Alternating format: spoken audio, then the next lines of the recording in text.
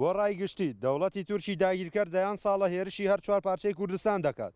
ئەوێت زمان و کولتور و مێژووی گەلی کورد قڕ بکات ئەوە ماوەی 8 مانگە بێناوبەر لە چیاکانی باشووری کوردستان بەرخۆدانەیەکی گەورە دژ بە چەکی کیمیایی بەهێز و ئیرادەی پۆڵاینی گەریلا قارەمانەکانمان بەڕێوە دەچێت دوژمنی گەلەکەمان ڕوو لە شکستە و بۆ شاردنەوەی ئەو شکستانە دەوڵەتی تاڵانچی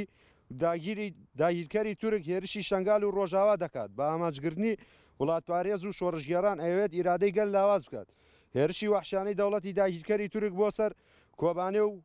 بە ئامانجگرتنی تەفگەری گەنجانی شۆڕژگێر و تەفگەری ژنانی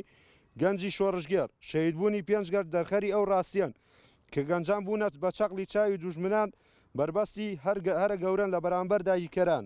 دوای ئەوەی کە 2021 تەفگەری گەنجانی شۆڕژگێر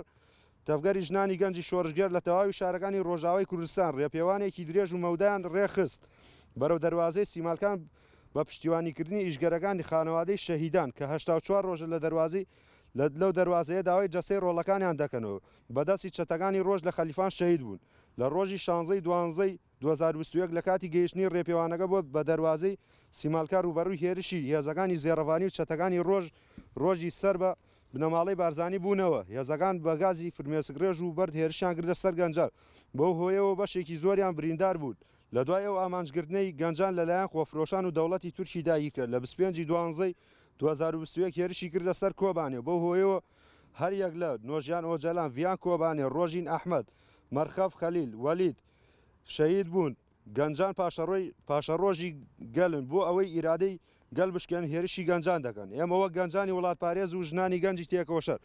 ئەو هێرشە سوگ و ڕسوا دەگەین ڕای دەگەیەنین بەو هێرشانە ناتوانین ئیرادەی گەنجانی شۆڕژگێر لاواز بکەن لە مێژووی گەنجان دیارە وەڵامی ئەو هێرشانە هەر بەرخۆدان و تۆهەڵدان بووە بۆیە لە شخصی شەهید نۆژیان و شەهید ڤیان تەواوی شەهیدانی ڕێگەی ئازادی بەبیر دێنین و سۆزی تۆهەڵدان دەدەین بژی ڕێگەی ئازادی ئەم وڵاتە